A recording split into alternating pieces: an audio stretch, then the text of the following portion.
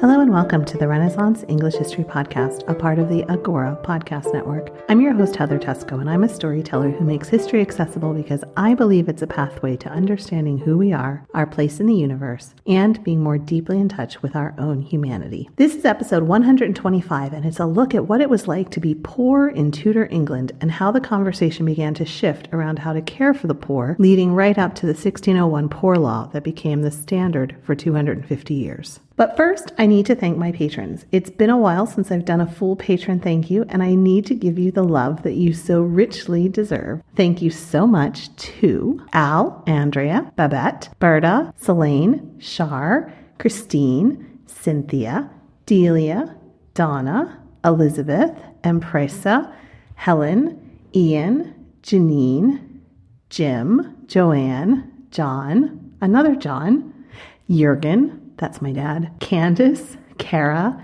Catherine, Kathy, and then another Kathy. One Kathy has an I, the other has a Y. Katie, another Katie, Kendra, Kimberly, Lady Ann, aka Jessica, Maura, Melissa, Michael. Hey, Michael. I can't wait to meet you at TudorCon.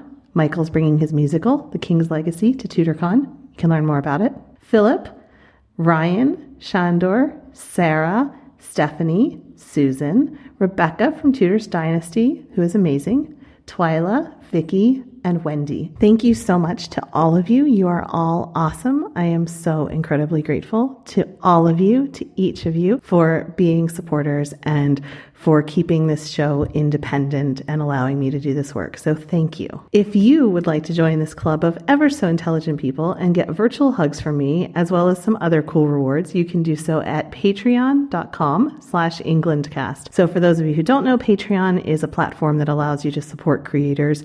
And I'm on there. You can sign up for as little as $1 an episode and get rewards and all kinds of fun stuff. So now let's talk about the poor. Like so many aspects of life in the 16th century, the treatment of the poor changed radically between 1485 and 1601, which was when the landmark Elizabethan Poor Law was passed.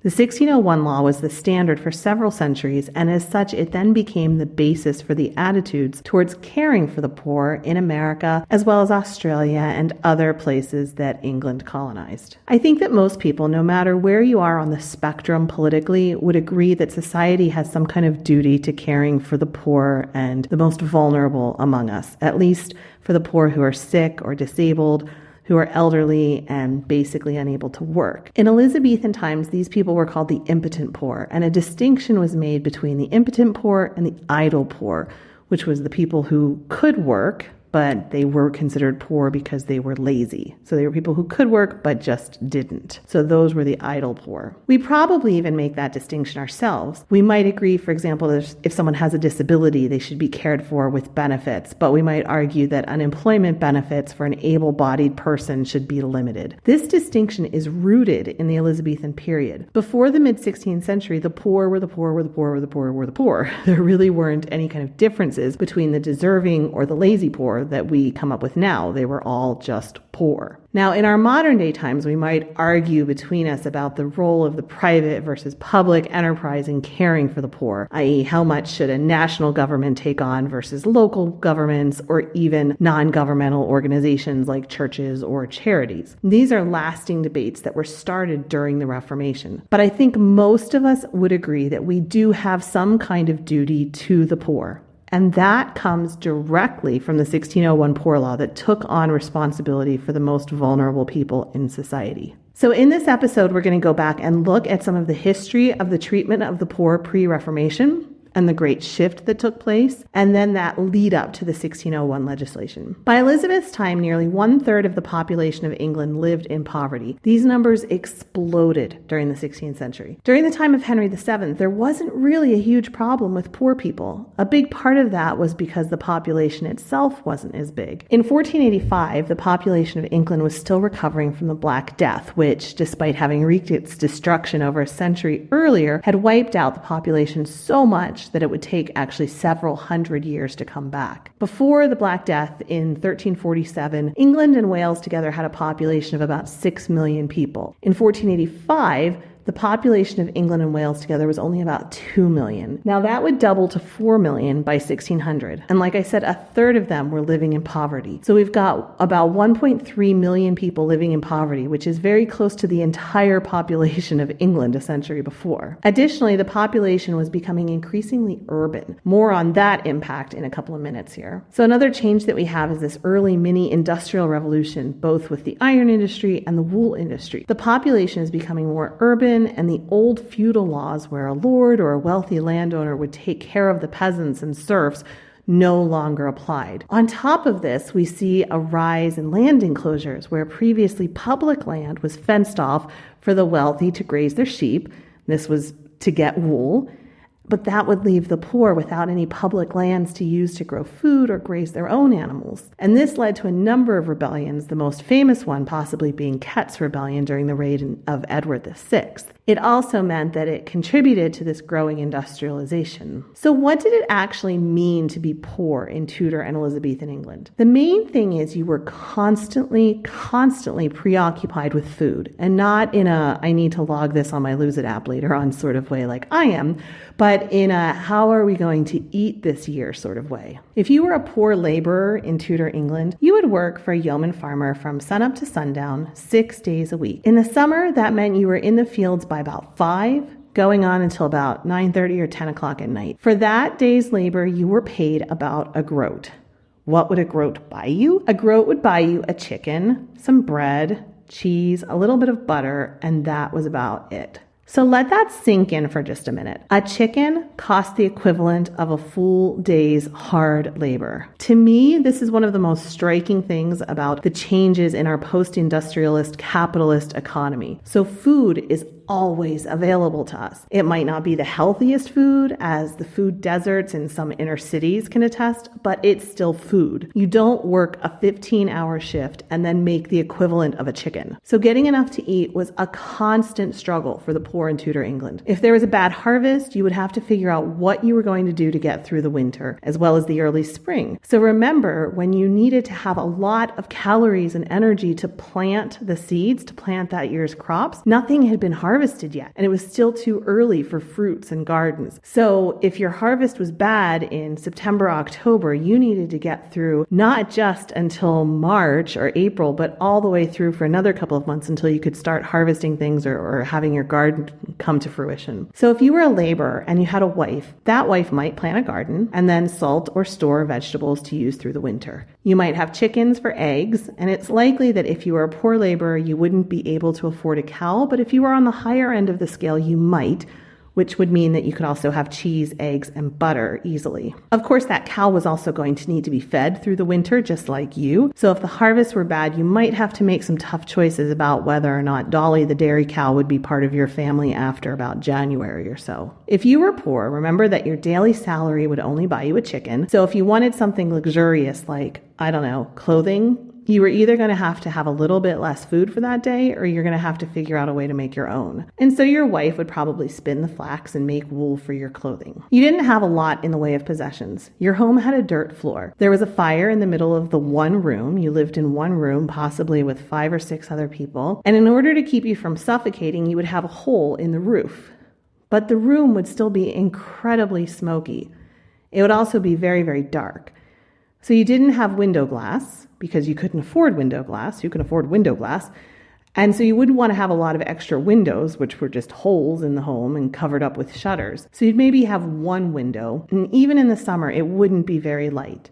You would sleep on straw if you were lucky, and you probably owned just a few simple things like a cooking pot, a spoon, a few baskets or pots to store your food, maybe some tools to do your work, and then your clothing. So being poor in Tudor and Elizabethan England meant a constant struggle to survive each year, to find enough food to keep you healthy, and making everything else that you would need. So let's go back to 1485, where we have this attitude that there's still plenty of work. If you aren't working, it's your own fault. There aren't a lot of extra people. The population is still recovering from the Black Death, like I said. So with the earliest poor law legislation, we actually see a desire to punish poor people, to deter idleness.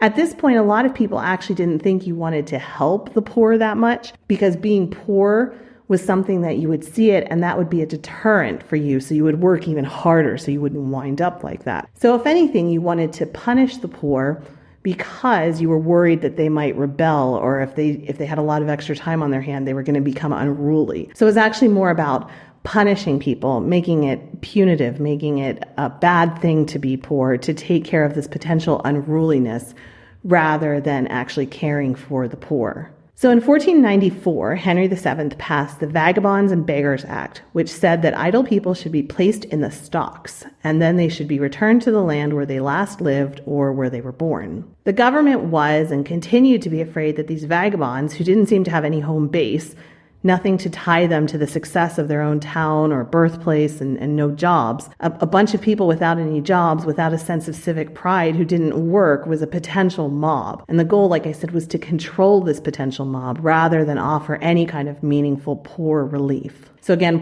being poor was seen as a deterrent. So you wanted to keep a certain amount of poor people around just to keep you from being lazy yourself, to be able to point to them and say, look, if you don't work hard, this is what you're going to become. And at the same time, you wanted to make sure that those poor people were punished because you didn't want them turning into a mob. There was also the fear that these idle people were going to become criminals, funding their lives through stealing and through petty crimes. That was followed a few decades later with the Vagabonds Act of 1531.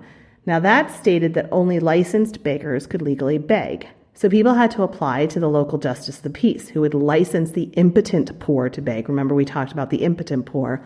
That means only the sick, disabled, or elderly were allowed to legally beg. If you were lazy, you had some kind of issue that kept you from working, or you just couldn't find a job, things got even harder for you in 1536. That's the year that Henry VIII, passed the Act for Punishment of Sturdy Vagabonds and Beggars. So if you were caught without work outside of your parish, you could be whipped through the street. If you had a second offense, you would lose an ear.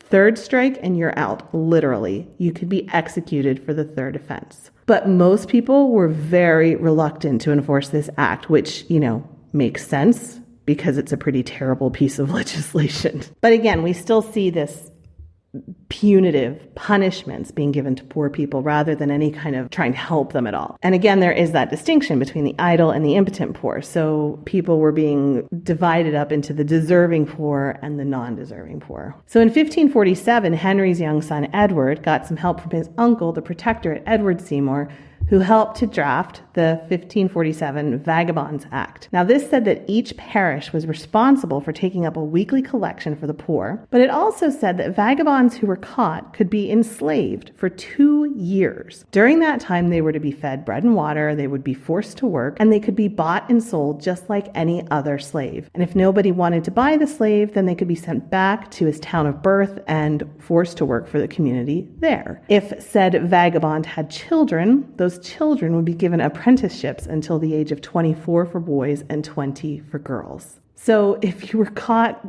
poor, a vagabond, you could be enslaved for 2 years. These poor laws were incredibly unpopular, as one might expect. And so in 1550, this law was repealed and the 1531 law was back. A series of poor laws was passed. One in 1552 required a register of the poor to be created and empowered parishes to raise local taxes to help them. But again, this was just for the deserving impotent poor. The beggars, sturdy beggars, or people who were not considered deserving could still be whipped through the town. In 1555, Mary passed her own Poor Act, Mary I, which required beggars to wear an identifying badge, like buskers in Covent Garden or something, where you get approved and you wear a badge that says you're a licensed beggar.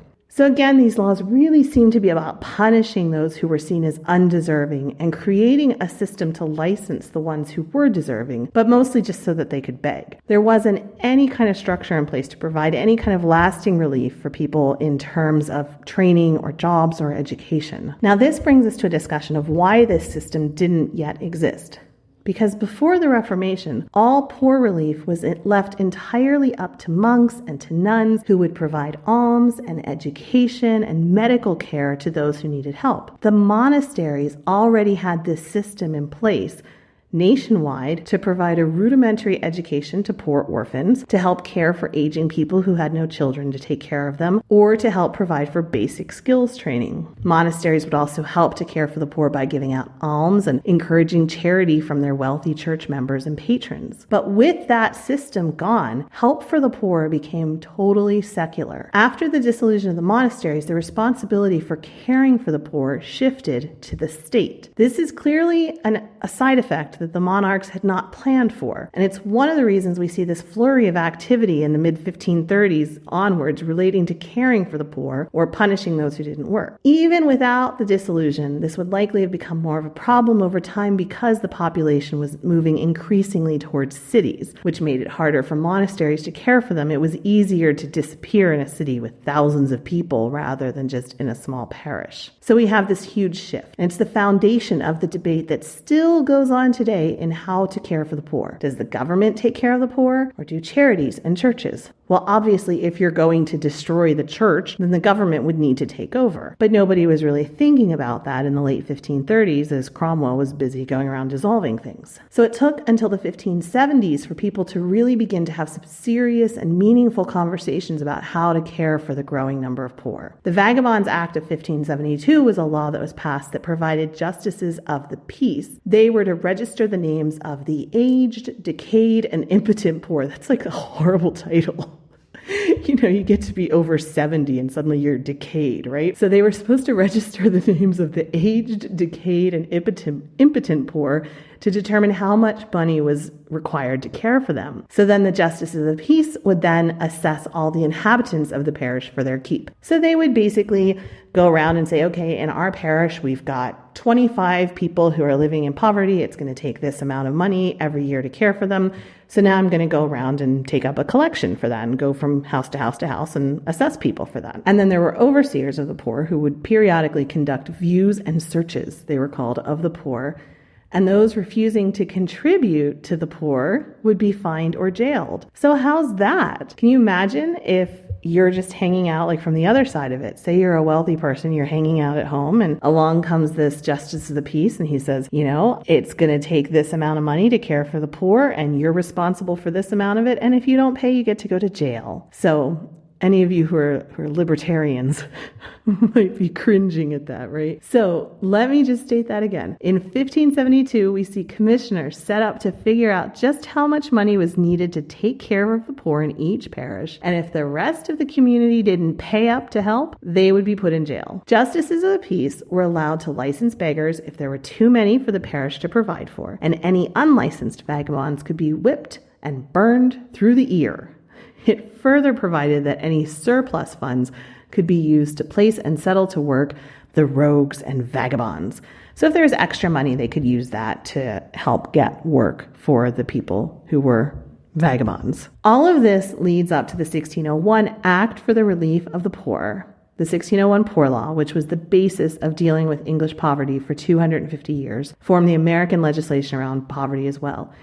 170 years later, no less a statesman than Ben Franklin would comment on that 1601 law, and he said that it took away the incentive for people to work, for it made their lives too easy in poverty. So here's what it did. The impotent poor, the people who can't work, old, sick, orphans, blind, and otherwise disabled, were to be cared for in an almshouse or poorhouse. The law offered relief to people who were unable to work, mainly those who were lame, impotent, old, or blind. The able-bodied poor were to be set to work in a house of industry, and materials were to be provided for the poor to be set to work. And you see all kinds of interesting things happen. Like in Bristol, they wound up making factories where the poor would, make things, and then they would be sold, and that would go back into caring for them, right? So you get these little industries going on with these houses of industries. Then the idle poor and the vagrants, what we would consider kind of basic homeless people today, were to be sent to a house of correction or even prison. So if they weren't able-bodied, but they also couldn't work, they were to be sent possibly to prison or a house of correction. And children who were pauper children would become apprentices. So apprenticeships would be found for them. The 1601 Act was administered by the parish. There were about 1,500 parishes in England based on the area around the parish church. This meant that those who were overseers would likely know each of the poor people individually, would know their circumstances, and would be able to divide them into the deserving or undeserving poor. poor. Those who paid the tax to help with the poor were the landowners and some tenants. The other issue with the reliance only on the parish was that if there was a local problem, like a bad harvest, it meant that a lot more strain was put on that particular parish that year,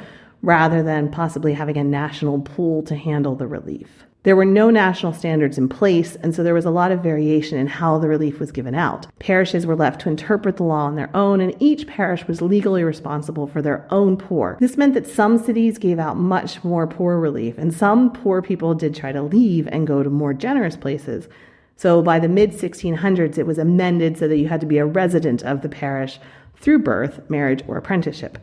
If a person couldn't prove that they were a resident of that parish, they were moved to another parish where they could prove that they had a connection. While there was plenty to criticize in the Tudor and Elizabethan poor laws, especially the early ones, they are the basis for the social welfare systems in America, Australia, and many other places. And it was the first time in 1601 that a law was passed nationally to try to deal holistically with the problem of the poor. And it also legally recognized that society has a legal duty to care for its most vulnerable citizens. And that was a huge thing to come up at that point, to say, yes, we are responsible. It's just huge. And that was, again, a large part because the church was gone. So if the church is gone, then the government has to step in. And so the government stepped up and they said, okay, we are responsible for that. Here's what we're going to do. So there actually is a lot to praise with these poor laws. It's also interesting to think about this shift in thinking where relief for the poor went from being something that was handled by the church and the government was implementing these punitive measures to poor relief being a secular duty. So that's it for this week. There's a fair amount of scholarly articles and books written about the Tudor poor, including one called The Problem of the Poor in Tudor and Early Stuart England by A.L. Beyer. That's on Amazon. I'll link to them on the site at englandcast.com/poor. Again, englandcast.com/poor. You can get in touch with me always through the listener support line at 8016-TESCO or through Twitter at Tesco. That's TEYS as in Sam, KO. Tesco, or facebook.com/EnglandCast. I'm going to be back in about 2 weeks looking at something I am fascinated by, which is the history of sugar in Tudor and Elizabethan England. So pack up your toothpaste because we're going to be going on a really super sweet journey. Talk with you in a couple of weeks. Blow, northern wind, send for me sweating. Blow, northern wind, blow, blow, blow. Ich hatte Bord in Bauerbricht, dat soll is semlis on sich.